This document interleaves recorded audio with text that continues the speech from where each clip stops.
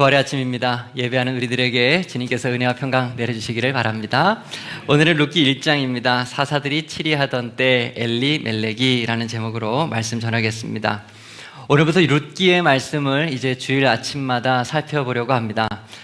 기독교를 표현하는 단어를 한 가지가 무엇이냐 이렇게 생각해 본다면 아마도 이 은혜라고 하는 단어라고 생각할 수가 있겠습니다.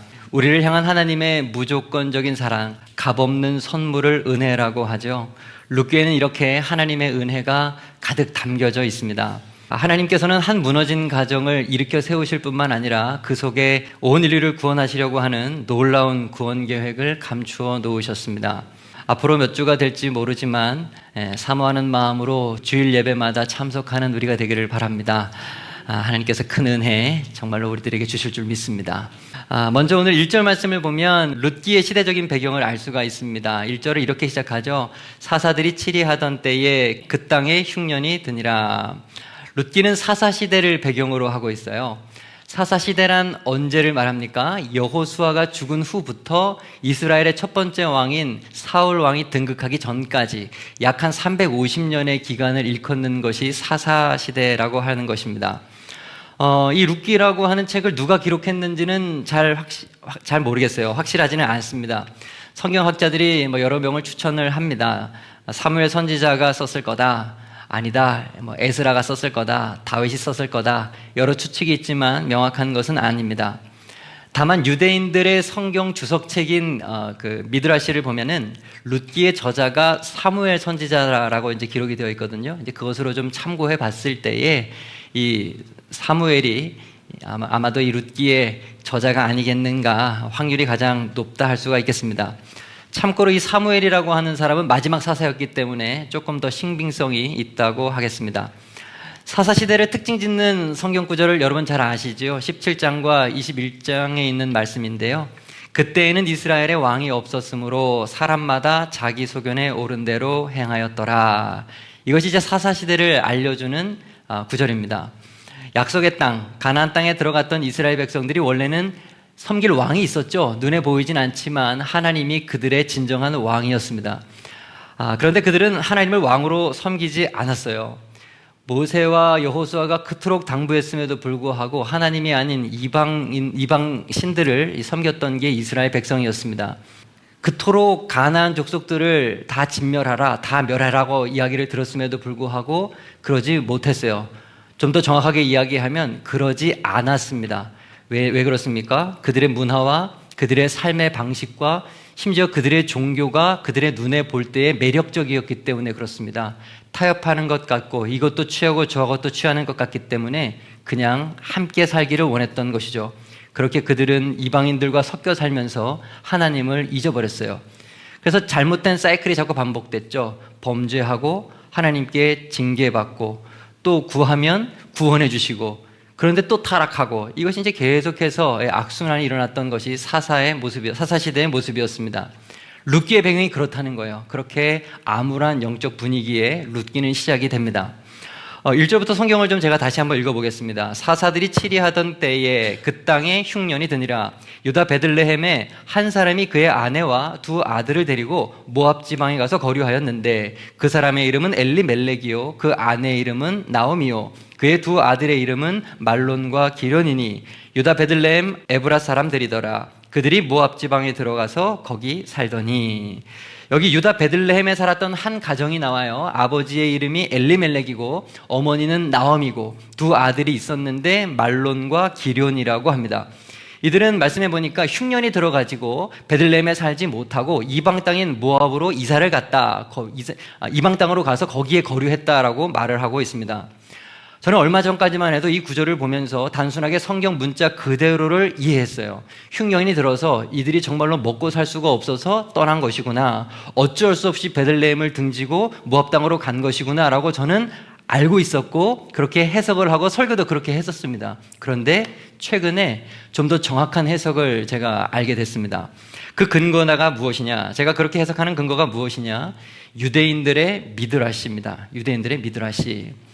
유대인들의 성경이 구약 성경이죠. 우리가 보는 구약 성경을 지금 유대인들은 보고 있는데 그들은 오래전부터 우리보다 훨씬 그 이전부터 말로써 전해져 내려오는 성경 해석이 있었습니다. 그러니까 성경 주석이죠. 그것을 미드라시라고 합니다. 미드라시도 보면은 우리 성경이랑 거의 비슷해요, 형태가. 창세기 미드라시가 있고 출애굽기, 레위기, 민수기 미드라시가 쭉 있어요. 근데 그것도 양이 굉장히 방대합니다. 엄청나게 많아요. 성경의 내용들을 다 뒷받침해주는 수많은 정보들로 이루어진 것이 미드라시예요. 물론 미드라시가 성경은 아닙니다. 그러나 성경의 진리를 벗어나지는 않죠. 충분히 참고할 만한 그런 자료라고 할 수가 있겠고 성경 해석을 훨씬 더 풍부하게 해주는 것입니다. 오늘 본문 룻기에 대한 미드라시도 있는데요. 거기를 보면 성경이 미처 말하지 않는 것까지 우리들에게 가르쳐주고 있습니다. 그것을 조금 근거로 해서 오늘 여러분들에게 말씀을 드리고자 하는 것입니다.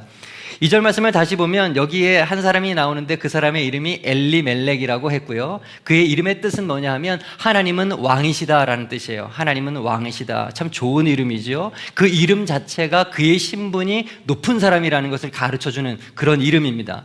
미드라시의 그 책에 의하면 이 사람은 베들레헴의 귀족이었다고 해요. 명문 집안 사람이었고요. 심지어 돈도 많은 부자였다고 합니다.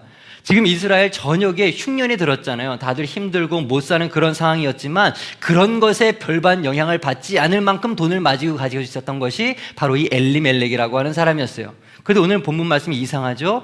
이 엘리멜렉이 흉년이 들었는데 베들레헴에 머물러 있지 않고 모압 땅에 들어가서 살았다는 거예요. 이방 땅으로 옮겨갔다는 것입니다. 여러분 왜 그랬을까요? 왜 그렇게 힘이 있고 많이 가졌음에도 불구하고 흉년에 자기 고향을 떠났을까요? 그 마을에 명망 있고 영향력 있는 사람이었기 때문에 가뭄이 들고 흉년이 들면 이 사람은 자기 창고를 열어서 주변에 연약한 사람들을 섬겨주어야 되거든요. 살펴봐야 되고 나눠줘야 되거든요. 그런데 지금 그게 하기 싫은 거예요. 내 거 나눠주는 게 싫은 겁니다. 덕 베푸는 사람이 되기를 싫은 거예요. 그래서 이방 땅으로 가족 전체가 도망가고 있는 것입니다. 우리는 이미 작년에 주일 오후 오랜 시간을 할애하여서 사사기를 함께 살펴본 적이 있었습니다. 사사시대의 결론이 무엇이었어요? 무엇이 그토록 영적인 암흑기, 사사시대를 만들어냈습니까? 종교 지도자들의 타락이 근본적인 원인이었죠. 제사장들, 레위인들 자기 역할 감당하지 않았습니다. 성경 말씀 가르쳐주지 않고 하나님이 정해주는 그 마을, 그것을 이탈해서 먹고 살려고 여기저기를 막 흩어다니고 떠돌아다녔습니다. 물질 따라간 게 그게 문제의 근원이었죠. 당연히 백성들은 하나님의 말씀을 듣지 못하니까 하나님에 대해서 잊어버리게 될 것이고 하나님께 대해서 잊어버리니까 하나님께 드리거나 예물을 드리거나 하는 그런 일들이 당연히 없을 것이고 그러면 레위인들이 먹고 살 게 더 없어지는 것이고 레위인들은 또 다른 일을 하려고 도망가는 것이고 이렇게 나라는 엉망진창이 되는 것이고 영적으로 무너지는 그런 시대가 되는 거죠. 그게 사다 시대였다는 거예요. 엘리멜렉도 정확하게 그 시대 사람이었고 그와 똑같은 모습을 지금 보이고 있는 것입니다. 자기 역할 감당하지 못하고 자기가 있어야 할 곳, 하나님께서 맡겨주신 그 자리를 지키지 못한 것이에요. 이것을 뒷받침해주는 성경 구절이 있어요. 오늘 21절입니다. 내가 풍족하게 나갔더니 여호와께서 내게 비어 돌아오게 하셨느니라. 나중에 아내였던 나오미가 이렇게 고백을 하는 거죠. 많은 것을 가지고 있을 그때에 그냥 몰래 도망갔더니 하나님께서 나의 인생을 완전히 망하게 해서 돌아오게 하셨다라고 하는 고백인 거죠. 이렇게 해석하면 오늘 본문을 좀 더 정확하게 해석할 수 있는 것이고 여러 가지 맞지 않는 내용들이 출술 해석이 되는 것입니다. 그들은 흉년의 때에 가족만 생각했던 사람들이에요. 가진 자의 의무를 다하지 않았습니다. 환난의 때에 피한 것은 맞는데 흉년이 환난이 아니라 타인을 살피는 게 그들에게는 환난이었던 것이죠. 엘리멜렉은 그렇게 하나님을 떠나서 세상으로 나아갔습니다. 사랑하는 여러분, 하나님께서 주신 힘을 바르게 사용하지 않는 것, 그것이 죄예요. 하나님께서 우리들에게 남들보다 더 많은 지혜를 주셨다면, 하나님께서 나에게 누군가보다 더 많은 물질을 주셨다면, 능력을 주셨다면 그것은 그것에 걸맞는 일을 하라고 주신 것입니다. 우리는 언제나 하나님의 시선이 향한 곳을 동일하게 바라보아야 합니다. 하나님은 언제나 낮은 곳을 바라보시고 낮은 자의 하나님이시죠.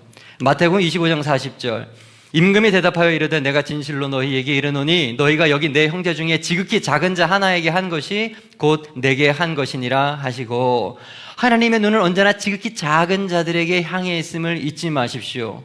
야고보서 1장 27절 하나님 아버지 앞에서 정결하고 더러움이 없는 경건은 곧 고아와 과부를 그 환난 중에 돌보고 또 자기를 지켜 새 속에 물들지 아니하는 그것이니라. 하나님께서는 고아와 과부에 대해서도 그 연약한 자들에서도 큰 마음을 가지고 계시는 거예요. 이 세상에 하나님께서 사랑하지 않는 영혼은 없어요. 이 세상에 아파도 될 사람은 없습니다. 이 세상에 가난해도 되는 사람은 없고 고통스러워도 되는 사람은 없어요. 우리 주변에 지극히 작은 자, 연약한 사람, 쓰러져 있는 사람을 돌볼 수 있는 성도님들, 우리 교회가 될 수 있기를 간절히 바랍니다. 어제 이 말씀을 정확히 준비하고 있을 때 교회 번호로 전화가 왔어요. 저장된 번호는 아니었지만 익숙한 번호였습니다. 받았어요. 일용직 근로자인데 아파서 일을 하지 못해서 이제 한 끼도 먹지 못했다. 한 끼라도 먹을 수 있도록 좀 도와달라고 하는 전화였습니다. 아주 간절하게 저에게 부탁을 했어요. 참 기가 막힌 타이밍에 전화를 하셨습니다. 적은 금액이지만 보내드렸습니다. 제 속에서는 그분을 도와주지 않아도 된다고 하는 명분들이 막 떠올랐어요. 이분 지난번에 그분 같은데, 상습범 같은데 내가 주어도 또 다른 교회도 전화하지 않았을까. 하지만 그게 중요한 게 아니죠. 어쨌든 그분은 교회의 이름을 보고 교회에 전화를 했고, 저는 예수 이름을 가지고 있는 사람이고, 예수 이름으로 무언가 그가 유익을 얻었다면 그것으로 된 것이죠. 엘리멜렉의 잘못이 무엇입니까? 하나님께 받았는데 하나님의 뜻대로 사용하지 않은 거예요. 물질에 대한 탐욕으로 자기 자신만 생각한 것입니다. 가진 자의 의무를 다하지 않은 것이 그의 치명적인 죄였던 것이죠. 여러분, 이 시간 여러분 자신을 가만히 돌아볼 수 있기를 바랍니다. 여러분은 누군가보다 더 많이 가지고 있는 것이 혹시 무엇입니까? 그것이 물질이든지 그것이 성품이든지 어떤 능력이든지 우리들에게 그것을 허락하신 것은 바르게 사용하라고 하시는 거예요. 그것을 쓸 때가 분명히 있는 것입니다. 무엇을 위해 그것을 사용하고 계신지 우리 자신을 가만히 돌아볼 수 있는 아침 될 수 있기를 바랍니다. 하나님은 이렇게 하나님이 주신 것을 바르게 쓰지 않은 이 엘리멜렉의 가정을 그냥 두지 않았어요.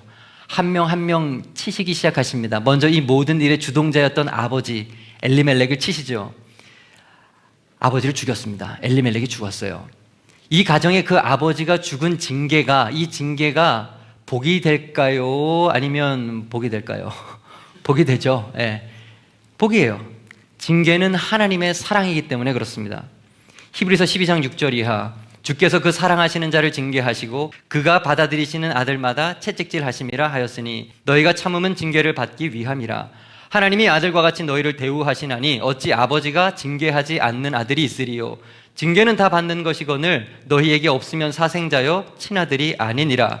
무릇 징계가 당시에는 즐거워 보이지 않고 슬퍼 보이나 후에 그로 말미암아 연단받은 자들은 의와 평강의 열매를 맺느니라. 아멘. 하나님은 이 가정을 사랑하시기 때문에 징계하시는 거예요.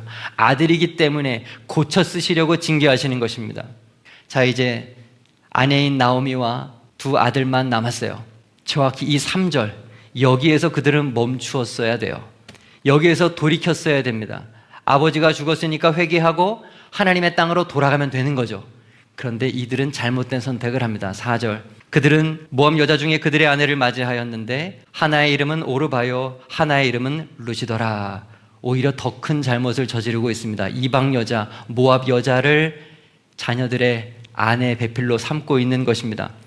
욕심 때문에 모압 땅으로 이주하였더라도, 그랬더라도 하나님의 선민이라고 하는 자신들의 정체성만큼은 지켰어야 되는 거 아닙니까? 유대 지방과 모압 지방은 거리상으로 그렇게 멀지가 않습니다. 마음만 먹으면 충분히 유대 땅에 가서 아들의 배필들을 구할 수가 있었을 텐데 지금 그러지 않은 거예요. 모압의 풍수, 모압의 문화, 거기에 자연스럽게 동화됐고 그게 좋은 거예요. 그러니까 이방 여자와 결혼하는 것입니다.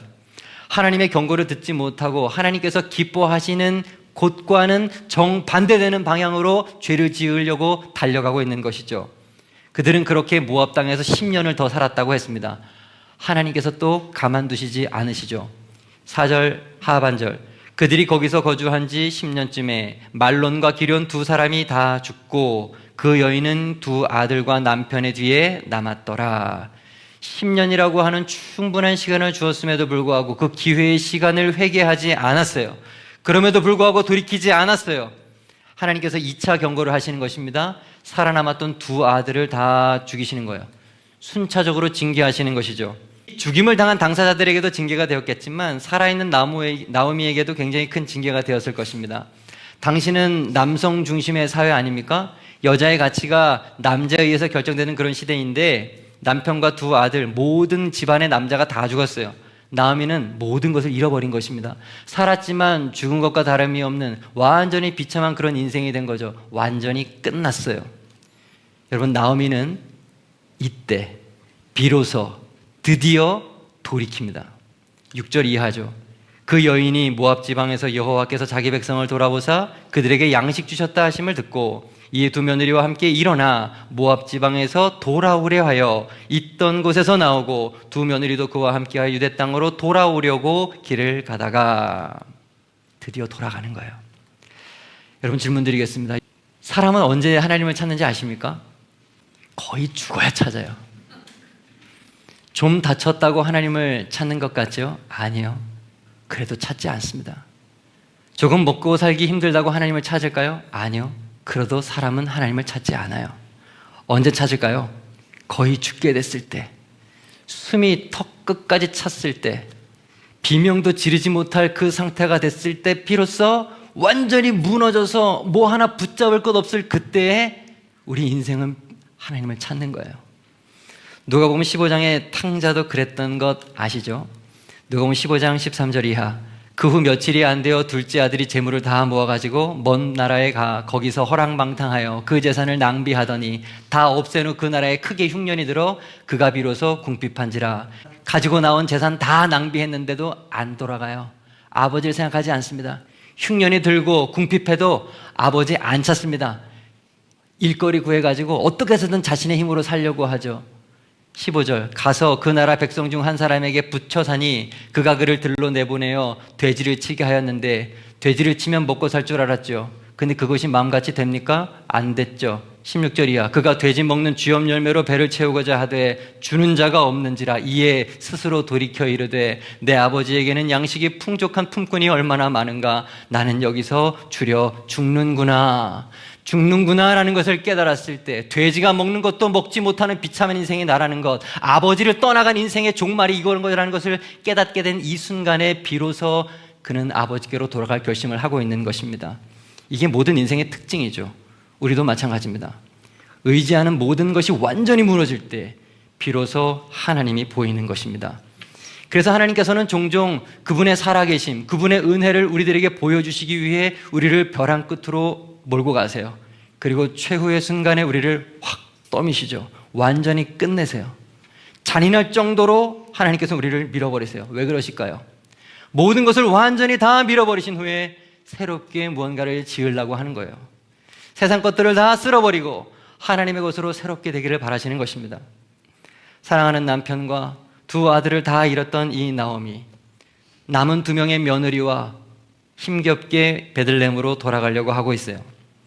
베들레헴은 떡집이라고 하는 뜻을 가지고 있죠. 그 이름에, 이 베들레헴이라고 하는 도시의 이름이 떡집이에요. 떡집. 베들레헴이 상징하는 것은 무엇입니까? 살아있는 떡인 예수 그리스도를 상징하는 것이죠. 요한복음 6장 51절. 나는 하늘로서 내려온 산떡이니 사람이 이 떡을 먹으면 영생하리라. 나오미는 모든 것이 무너진 뒤에 비로소 예수님을 찾는 우리들을 상징하는 인물인 거죠. 우리도 나오미와 똑같은 거죠. 여러분은 어떠십니까? 그 정도 무너지셨으면 이제 돌이키셔야 하는 것 아닐까요? 하나님의 경고는 한 번으로 족한 것입니다. 자, 이제 나오미가 마음을 돌이키고 유대 땅으로 돌아가려고 하는데 중요한 것이 남았어요. 우리가 주목해야 될 단어가 있는데 6절 말씀을 보면 듣고라고 하는 단어가 나옵니다. 남편 잃고 두 아들 잃고 결정적으로 이 여자가 고향으로 돌아가고자 마음 먹은 것은 하나님이 유대 땅을 회복시키셨다고 하는 소문을 들었기 때문이에요. 하나님께서 유대 땅에 먹을 양식을 주시고 있다라는 소식을 들었기 때문입니다. 여러분, 하나님께서 놀라운 일을 하셨다는 그 이야기를 듣는 거, 그게 참 중요해요. 우리는 깨어있는 모든 시간에 우리의 의지와는 상관없이 주변에서 일어나는 수많은 소리들을 다 들을 수밖에 없어요. 여기저기에서 쿵쿵쿵쿵 의미 없는 공사하는 소리도 막 들리죠. 내가 잘못된 길을 가고 있을 때 빵빵 길 비켜라 하는 자동차의 경적 소리도 들릴 것이고 주변 사람들의 대화하는 소리도 가끔씩 들립니다. 그러나 우리가 진짜 들어야 할 소리는 뭐냐 하면 이 세상을 구원하시는 분은 하나님이라는 소리예요. 하나님께서 역사하신다는 소리, 하나님께서 세상을 변화시킨다고 하는 그 소리, 우리는 그 소리를 들어야 되는 것이죠. 똑같은 세상을 사는데 누구는 그 소리를 듣고 누구는 지나칩니다. 누구는 하나님의 음성을 듣고 생명의 길로 가고 누구는 안 들려서 사망의 길로 가는 것이죠. 열왕기하 5장에 아람의 군대 장관 나아만 장군 이야기가 나와요. 나아만 장군, 그는 큰 용사였는데 나병 환자라고 성경에 기록되어 있거든요. 장관이니까 굉장히 높은 지위 아닙니까? 얼마나 많은 유능한 의사들을 만났겠어요. 얼마나 좋은 약을 다 사용해 보았겠습니까? 하지만 낫지 않았던 거죠. 그러던 어느 날 이스라엘에서 붙잡아왔던 한 여자아이가, 여자 종이 한마디 하는데 그게 귀에 들렸어요. 3절, 우리 주인이 사마리아에 계신 선지자 앞에 계셨으면 좋겠습니다. 그가 나병을 고칠 텐데. 여자아이가 하는 그 작은 소리를 들은 것이에요. 나아만 장군이 잘한 거, 첫 번째 잘한 거, 이 여종의 말을 들은 거예요. 여종의 말을 들은 거. 그래서 어떻게 이야기합니까? 자신의 주인인 왕에게 고해서 말들과 병거를 거느리고 이 선지자를 찾아가죠. 엘리사 선지자죠. 집 앞에 갔습니다. 기다립니다. 근데 엘리사가 안 나와요. 그냥 심부름꾼 한 명 내보내가지고 요 앞에 흘러가고 있는 요단강에 7번 몸 씻으라고 이야기하는 것입니다. 아니 그래도 장관 아닙니까? 자존심이 얼마나 상해요. 기분이 상하죠. 지금 뭐 하자는 거야? 내가 지금 물이 없어서 여기 와서 이 물에 가서 씻어? 안 씻어. 화를 냈어요. 그때 옆에 있던 종들이 또 말을 하죠. 13절, 그의 종들이 나와서 말하여 이르되 내 아버지여, 선지자가 당신에게 큰 일을 행하라 하였으면 행하지 아니하였겠습니까? 하물며 당신에게 지금 씻으라고 하는데 이거 못하겠습니까? 나아만이 이 종들의 이야기를 또 들어요. 순종해서 요단강에 가서 7번 몸을 씻었더니 정말로 자신의 몸이 어린아이와 같이 깨끗하게 회복되었다라고 성경은 말하는 것이죠. 나아만이 두 번째 잘한 거, 이 종들의 말을 또 들은 거예요. 들은 거. 나아만이 성경에 기록된 이유가 무엇입니까? 잘 들었기 때문인 거예요. 살리는 말, 생명의 말씀을 듣는 복된 길을 갖는 우리 모두가 될 수 있기를 간절히 바랍니다. 몇 주 전에 라합에 대한 이야기를 한 적이 있었죠. 여리고성의 기생 라합. 여리고성이 다 무너질 때 어떻게 그 라합이 살아났습니까? 어떻게 정탐꾼을 살려둘 생각을 했습니까? 하나님에 대한 소문을 들었기 때문에 그런 것이죠. 라합이 지붕에 올라가서 그들에게 이르러 말하되 여호와께서 이 땅을 너희에게 주신 줄 내가 아노라. 여호와께서 너희 앞에서 홍해 물을 마르게 하신 일, 너희가 요단 저쪽에 있는 아모리 사람의 두 왕 시혼과 옥에게 행한 일, 그들을 전멸시킨 일을 우리가 어떻게 했다? 들었음이라. 내가 들어서 너희에 대해서 알고 있고 너희 하나님에 대해서 알고 있기 때문에 나는 믿음이 있다. 너를 살려줄 테니 너도 나를 나중에 살려주어라. 살아 역사하시는 하나님의 이야기를 들어야 합니다. 그때 살 수 있는 거예요. 잘하는 삭개오도 마찬가지 아니에요? 예수님에 대한 소문 듣고 예수님이 지나시는 길 옆에 높이 세워져 있는 돌무화과 나무에 올라가서 그는 구원을 얻은 거 아닙니까? 로마서 10장 17절, 그러므로 믿음은 들음에서 나며 들음은 그리스도의 말씀으로 말미암았느니라. 그리스도의 말씀을 듣고 믿고 다시 살아나는 여러분 되기를 축복합니다. 하와처럼, 최초 인류 하와처럼 뱀의 소리, 그런 소리 듣지 마세요. 사탄이 하는 말 들으면 결론은 우린 죄 짓는 것밖에 없고 죄의 결론, 죽는 것밖에 남는 게 없는 것이죠. 사탄이 하는 말은 다른 말이 아닙니다. 하나님과 우리의 관계를 어그러지게 하는 거, 이게 바로 사탄 마귀가 하는 일이죠. 관계가 끼어지게 하는 거. 하나님의 관계뿐만 아니라 사람과의 관계를 끊어지게 하는 모든 말들은 다 사탄의 말입니다. 사랑하는 여러분, 악한 영들의 말에 귀를 기울이지 마십시오. 우리가 들어야 할 말씀이 있고 듣지 말아야 할 말이 있는 것이에요. 그리고 또 하나 중요한 것이 있습니다. 듣는 것으로 끝나면 안 돼요. 한 단계 더 나아가야 되는데 듣고 돌아가야 돼요. 행동으로 옮겨야 된다는 말입니다. 집에 가셔서 룻기 1장 말씀을 다 읽어보셔요. 한번 쭉 다 읽어보시는데, 읽어보실 때 돌아가다, 돌아오다, 하여튼 이런 표현이 나오거든. 동그라미를 한번 쳐보세요. 몇 번이나 나오나. 제 기억에 11번이었어요. 11번. 한 장에 11번이나 돌아가다는 이야기를 반복하고 계속해서 이야기해요. 왜요? 룻기 1장의 주제니까. 돌아가는 게 핵심이에요. 듣는 것으로 끝나면 안 됩니다. 듣고 일어나서 돌아가야 되는 것입니다. 머리로, 관념으로 아는 것으로 끝나면 안 됩니다. 손과 발로 실행에 옮겨야 되는 것이죠. 성도들이 이렇게 볼 때 마음이 참 안타까울 때가 있어요. 많은 성도가 듣는 데서 끝납니다. 저는 이것이 사탄의 술수라고 확신합니다. 듣고 알면 내가 마치 정말로 그런 사람이 됐다고 착각을 하는 거죠. 좋은 설교를 들으면 내가 그 설교 속의 인물이 됐다고 착각하는 거예요. 실행한 적이 없으면서 그냥 들었을 뿐인데, 실천한 적이 없는데, 그렇게 살지 않았는데 스스로 착각에 빠져버리는 거죠. 나는 좋은 성도다. 그냥 과거에 똑같이 머물러 있으면서 잘못하는 거예요. 들은 것으로 끝나면 안 되고 듣고 알았으면 행동하셔야 됩니다. 일어나서 돌이키셔야 돼요. 오늘 7절 말씀을 보십시오. 있던 곳에서 나오고 두 며느리도 그와 함께하여 유다 땅으로 돌아오려고 길을 가다가, 있던 곳 모압에서, 세상에서 나와야 되고 하나님께로 들어가야 되는 것이죠. 돌아가려면 아마도 많은 것을 포기해야 될지도 모르겠습니다. 자존심이 상해야 될지도 몰라요. 하지만 돌아가려고 한 걸음을 떼야만 우리는 구원을 얻을 수가 있습니다. 누가복음 15장 18절, 또 탕자의 이야기. 내가 일어나 아버지께 가서 이르기를, 아버지, 내가 하늘과 아버지께 죄를 지었사오니 지금부터는 아버지의 아들이라 일컬음을 감당하지 못하겠나이다. 나를 품꾼의 하나로 보소서 하리라 하고 이에 일어나서 아버지께로 돌아가니라. 아직도 거리가 먼데 아버지가 그를 보고 측은히 여겨 달려가 목을 안고 입을 맞추니. 아멘. 여러분, 듣고 일어나 돌아가야 돼요. 듣는 것으로 그치면 안 되고 일어나서 돌아가야지 사는 것입니다. 여러분, 돌아가야 될 때가 어디예요? 여러분은 하나님께서 여러분들에게 말씀하신 것이 무엇입니까? 들은 것이 무엇입니까? 그렇다면 그렇게 행동하십시오. 그러면 우리는 사는 것입니다. 룻기 강해인데 아직 룻은 이름만 나오고 본격적으로 등장하지도 않았어요. 더 놀라운 은혜가 이후의 말씀에 숨겨져 있습니다. To be continue. 다음 주에 계속하겠습니다.